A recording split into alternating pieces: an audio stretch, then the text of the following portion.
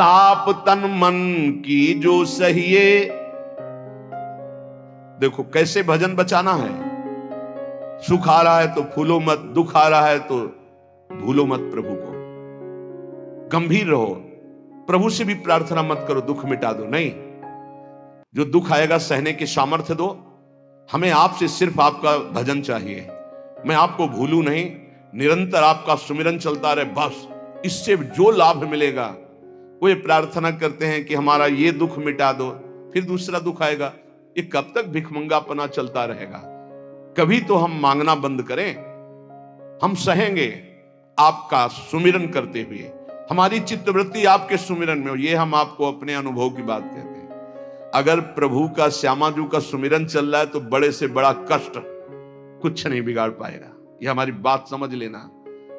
नहीं किसी को केवल सूचना दे दी जाए रिपोर्ट में कि तुम्हारी किडनी फेल होने जा रही, फिर उसकी फोटो खींच लेना और प्रेमानंद की फोटो खींच के मिला लेना। ये बात समझ। ये हम अहंकार वाली बात नहीं कहते। ये श्यामाजू के चरणों के चिंतन में चित्तवृत्ति गुरु कृपा से लगने की बात को कहते। प्रभु से ये मत मांगो कि मेरा दुख मिटा दो। सैकड़ों दुख है, कब तक गिघियाते रहेंगे? दुख की जड़ें मिट जाए तो क्या? आपका चिंतन। हमारे रसिकों ने क्या मांगा? बिसरी हो ना बिसारी हो, यही दान मुहि देहु। श्री हरिवंश की लाडली मुहि अपनी करी ले। हे लाडली युगल सरकार, हे लाडली जू, मुझे अपना निज जन जान करके निरंतर स्मृति प्रदान करो। मैं आपकी स्मृति में डूबा रहूं और आप भी कभी कभी याद कर लें, मेरा निज जन है बस। अगर स्मृति चल रही है तो वो आनंद रहता है जो रोग कभी दुख दे ही नहीं सकता। किसी भी रोग में इतनी दुख देने की सामर्थ्य नहीं है जितनी श्यामाजू के चरणों के आश्रय से सुख समुद्र का उफान आता है। ये फेन बुदबुदा की तरह रोग के दुख इधर उधर लहराते रहते, कुछ फर्क नहीं पड़ता। अरे बोले तुम तो जाके जाए ना पांव बेवाई, वो का जाने पीर पर आई, प्रवचन कर रहे हो, कष्ट होता तो पता चलता। नहीं लोग कह देते कि प्रवचन करना सरल है, कष्ट होता तो पता चलता। तो सच्ची कहते हैं जितने तुम बैठे हो इतने में हमें लगता है किसी की दोनों किडनी फेल नहीं होंगी। नहीं होंगी, नहीं ऐसे नहीं बैठ सकते जैसे बैठे हो। श्यामाजू की कृपा से 1 बजे से चल रही दिनचर्या और 10:15 बजे तक ऐसी ही दिनचर्या चलेगी, गुरुजी तक ऐसे, फिर कुछ प्रसाद। ये किडनी से नहीं चल रहा, ये श्री जी की कृपा से चल रहा है। और वो कृपा आप सब पे भी है। केवल श्यामाजू के चरणों का आश्रय लेके चिंतन में रहो। इसलिए हम कहते हैं कोई कष्ट आए तो ये मत मांगो कि श्यामाजू कष्ट मिटा दो, घाटे में रहोगे। श्यामाजू हमारा चिंतन आपका हो तो कष्ट ही अनुभव में नहीं आएगा। भोरी सखी की ऐसी स्थिति थी जो आप स्वीकार ही नहीं कर पाओगे कि क्या ऐसा होता भी है क्या। पिचकारी राधा वल्लभ लाल जी की सीधे कान में गई, ऐसे दर्शन कर सीधे कान, पर्दा फाड़ के रंग अंदर चला गया। और वो अकिंचन महापुरुष, कभी किसी से कोई संपर्क नहीं। हा प्रियाजू, हा स्वामिनी, बस निरंतर तन मन के बिछुरे नहीं, चाह बढ़े दिन रैन, कबो संजोग नमा नहीं, देखें भरी भरी नयन। अब वो पानी वहां सड़ा, कीड़े पड़े, कान में एक चींटी छोड़ के देखो कैसा होता है। आपको अगर नृत्य ना आता हो ना और कान में चींटी छोड़ दे, अपने आप आ जाएगा नृत्य, वो अपने आप नाचना शुरू हो जाएगा। और उनके कान में कीड़ा पड़ गया। सेवा कुंज में दर्शन करने आते राधा वल्लभ जी के दर्शन, तो कीड़ा ऐसे, अरे बाबा आपके तो कीड़ा। और उस समय यहां वृंदावन में ऐसी कोई व्यवस्था विशेष नहीं थी, तो मथुरा ले जाओ ना कान। जब बहुत प्रार्थना की गई, गुरुजनों ने, आचार्य जनों ने आदेश किया, ना बाबा तुम्हें जाना पड़ेगा, जैसी श्री जी की इच्छा। अस्पताल गए तो उनका इसका तो ऑपरेशन होगा, तो आपको बेहोश करके फिर इसका, तो उनका बेहोश करने की जरूरत नहीं, बेहोश की दवा हमारे पास है, तुम 30 मिनट पहले बता देना कि ये आपको 30 मिनट बाद ऑपरेशन आपका होगा। बस वो हमारे पास दवा है बेहोश की, हम बेहोश हो जाएंगे, तुम्हें बेहोश का। अरे बोले बाबा बातों से नहीं होता, जब कान का ऑपरेशन, उनका आप आना 30 मिनट पहले बता देना। आए, बोले बाबा 30 मिनट बाद ऑपरेशन होगा। नमो नमो जय श्री हरिवंश, नमो नमो जय श्री हरि, श्री हरि श्री हरि श्री हरि। नित्य विहार में स्थिति शरीर शून्य, सहचरी स्वरूप में स्थित शरीर का भाव शून्य, खत्म। ऑपरेशन हुआ 30 मिनट बाद, घंटा 1.5 घंटा, सब आश्चर्यचकित, पूरा डॉक्टर नर्स सब एकत्रित की, क्या चीज है बाबा।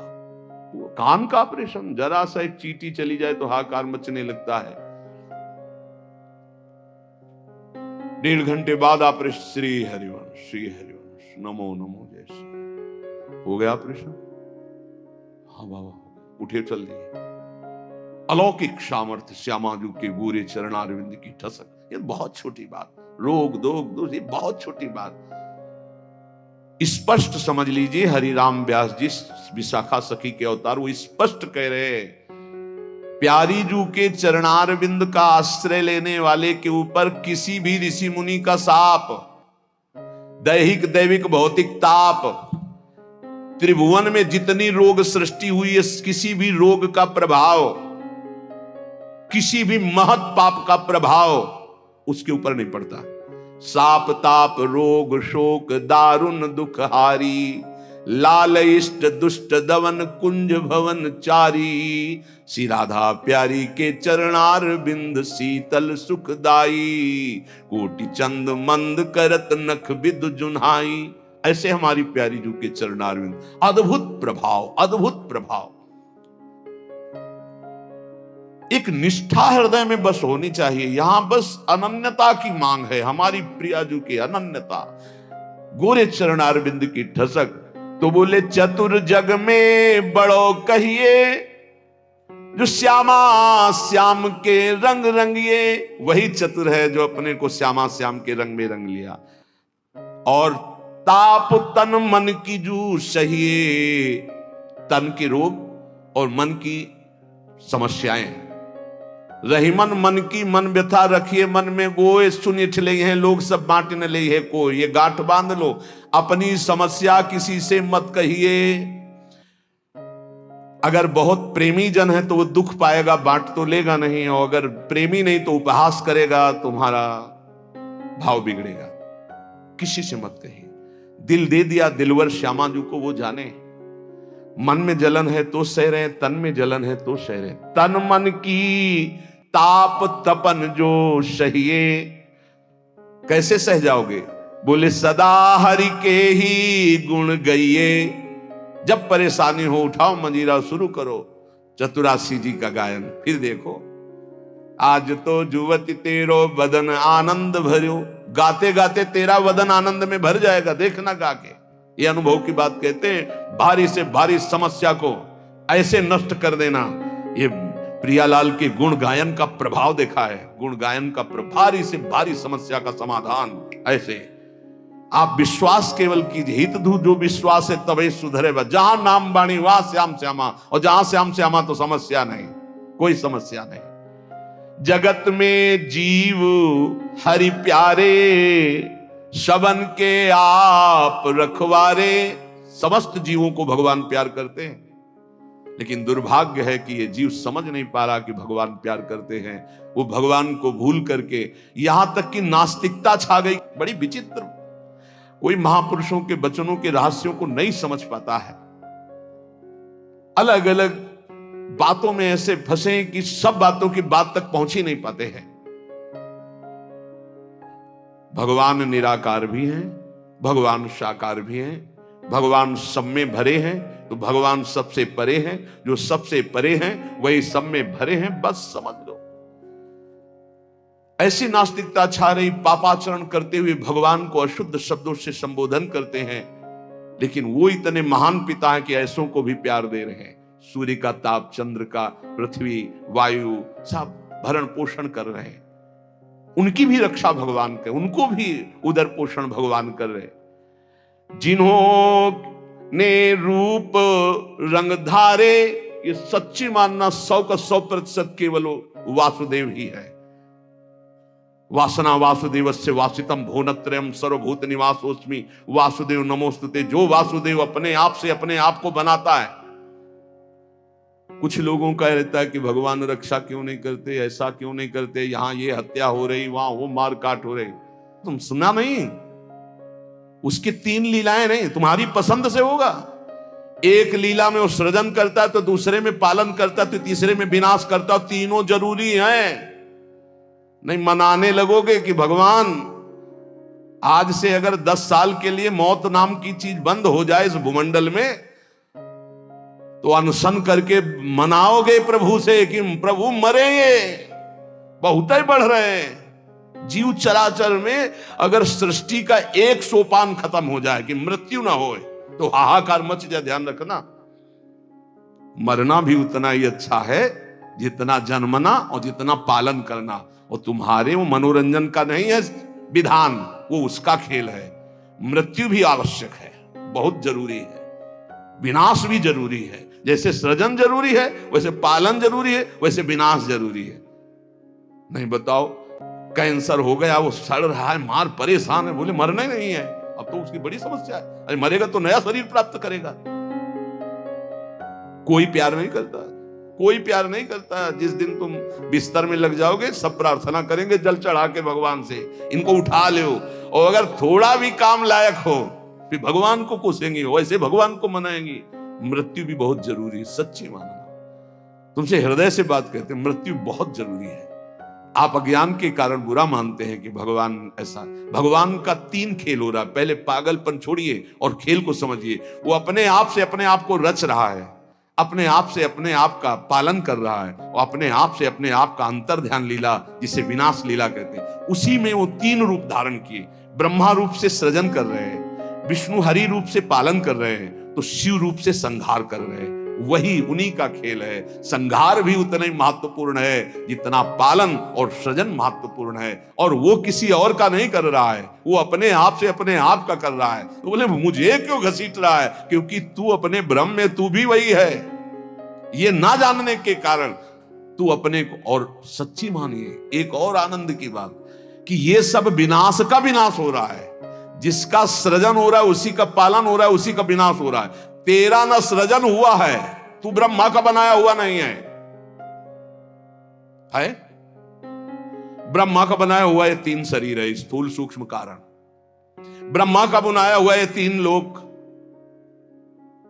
लेकिन ब्रह्मा को जिसने बनाया उसी का तू अंश है। तू कोई कृति नहीं है किसी की, तू किसी की कृति नहीं है। कृति में फंस गया है बस, इसलिए तू हाहाकार मचा रहा है। मैं बीमार, मैं मरा, मैं जवान, मैं सुंदर, मैं जन्मा। तू अजन्मा, नित्य आनंद अविनाशी। अब यही समझना है यार, सत्संग का मतलब यही समझ। एक बार समझ गए तो फिर रोना क्या, जब जाग गए तो फिर सोना क्या, समझ गए तो रोना क्या। मिट जाएगा ये जन्म जन्म का ऋण। तेरा विनाश करने में कोई भी समर्थ नहीं है। स्वयं भगवान भी, सुदर्शन भी। सुदर्शन भी कृति का विनाश करेगा, तेरा नहीं, क्योंकि तू किसी की रचना नहीं। सुदर्शन जी भी रचना का विनाश करते हैं। बोले शिशुपाल की ये गर्दन कटी। शिशुपाल कटा क्या? जो शिशुपाल था अंदर, वो तो दिव्य तेजोमय होकर श्री कृष्ण में समा गया। सुदर्शन जी ने स्पर्श भी नहीं किया उसका, क्योंकि जो सुदर्शन वही वो। सुदर्शन जी कुछ नहीं कर सकते उसका। किसका? मेरा। मेरा किसका? पांच भौतिक शरीर का नहीं, जो मैं स्वरूप है। जो मैं स्वरूप, इस संबोधन मायाकृत है। मैं मेरा जो स्वरूप है वो काल भी स्पर्श नहीं कर सकता उसका कभी विनाश नहीं हो सकता। किसका? बोले तेरा कभी विनाश नहीं हो सकता। नैनम छिन्दन्ति शस्त्राणि नैनम दहति पावका न चैनम क्लेदयन्त्यापो न शोष्यति मारुता। ए भाई, तू अजर है, तू अमर है, तू अविनाशी है, तू अजन्मा है, तू नित्य है, तू परमात्म स्वरूप है। जितना विनाश होता है वो सृजन का होता है, जितना सृजन होता है वो मायामय होता है, उसी का पालन होता है, उसी का विनाश होता है। तेरा ना सृजन है और न तेरा पालन है और न तेरा विनाश है, क्योंकि तुझे कुछ नहीं चाहिए, तू सच्चिदानंद है। और बोले भूख प्यास बढ़ना घटना, कल सुना था 6 धर्म शरीर के, भूख प्यास प्राणों का धर्म, तेरा धर्म तू तो अविनाशी अजन्मा। बस इसी को जान गया तो फिर निहाल हो जाता है। अब उसी को भाव स्वरूप में हम सखा ले लेते हैं, दास ले लेते हैं, गोपी ले लेते हैं, सहचरी ले लेते हैं, कुछ नहीं लेते तो मुक्त हो जाते हैं। ये खेल समझो। सबन में दोष गुण मिश्रित। अब देखो, कई बार चर्चा की, बहुत ये सत्संग है एकदम नीर छीर का।